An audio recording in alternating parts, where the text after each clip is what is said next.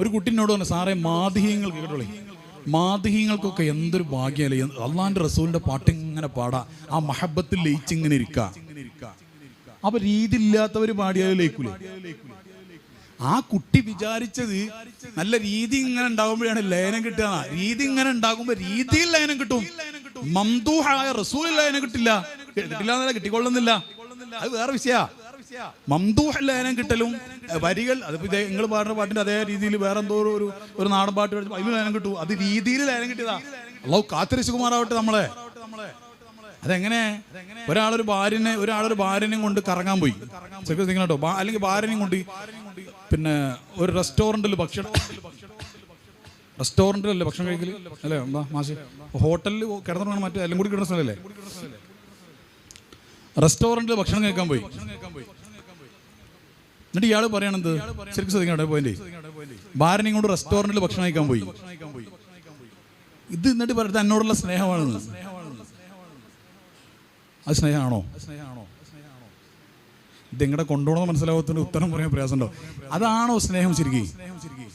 അത് സ്നേഹ പ്രകടനമാണ് അല്ലേ? അല്ലെങ്കിൽ ഇയാൾ ഭാര്യന്റെ റെസ്റ്റോറന്റ് കൊണ്ടുപോകുന്ന ആ ഒരു അരമണിക്കൂർ മാത്രമേ ഇയാൾക്ക് ഭാര്യനോട് സ്നേഹമുള്ളൂ എന്ന് വരും. ഇയാൾ 50 കൊല്ലം ഭാര്യന്റെ കൂടെ ജീവിക്കുന്നുണ്ടെങ്കിൽ ആ 50 കൊല്ലം ഇയാളുടെ കൽബിൽ ഇയാളുടെ ഭാര്യനോടൊരു ഫീലിംഗ് ഇല്ലേ, ആ ഫീലിംഗ് ആണ് സ്നേഹം. ആ ഫീലിംഗ്, ആ സ്നേഹം എന്ന ഫീലിംഗ് പല ഘട്ടത്തിൽ പലതായിട്ട് ഇയാൾ പ്രകടിപ്പിക്കും. ചിലപ്പോൾ റെസ്റ്റോറന്റിൽ കൊണ്ടുപോയിരിക്കും, ചിലപ്പോൾ ഉംറക്ക് കൊണ്ടുപോയിരിക്കും, ചിലപ്പോൾ നല്ല വസ്ത്രം വാങ്ങി കൊടുക്കായിരിക്കും, ചിലപ്പോൾ ഭാര്യന്റെ കൂടെ കളിചിരി തമാശയായിട്ട് ഇരിക്കുമായിരിക്കും. അതൊക്കെ പ്രകടനങ്ങളാണ്.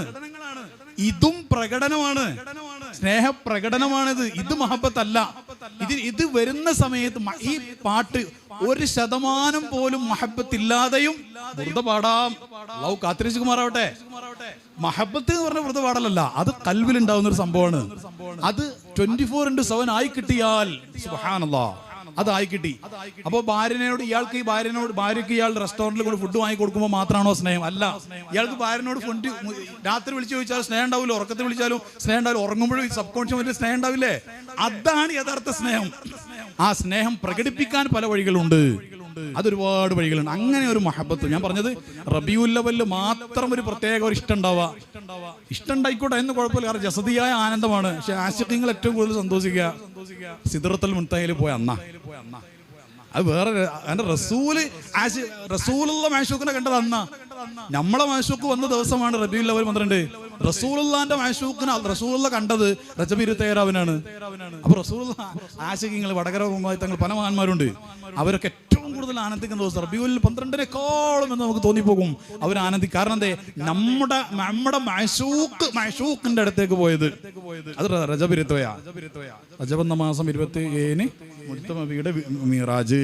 ആ പാട്ട് ഞാൻ ദീർഘമായി സംസാരിക്കുന്നില്ല, നമുക്ക് പാട്ടൊക്കെ പാടാനുണ്ട്. അപ്പോൾ ഏതായാലും അല്ലാഹു സുബ്ഹാനഹു വ തആല സിറ്റുവേഷണൽ മഹബത്തിൽ നിന്ന് നമ്മളെ രക്ഷപ്പെടുത്തി തരുമാറാവട്ടെ.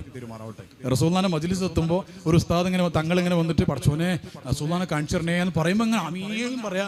അത് കഴിഞ്ഞിട്ട് നേരെ അപ്പുറത്ത് വീട്ടിൽ പോയിട്ട് റൂമിൽ പോയിട്ട് ആ റസൂലുള്ളാഹിക്ക് ഇഷ്ടമില്ലാത്ത ഇങ്ങനെ കാണുക. കാരണം സിറ്റുവേഷണൽ മഹബത്ത് എന്ന് പറഞ്ഞ് അല്ലാഹു കാത്തിരശുകുമാറാവട്ടെ.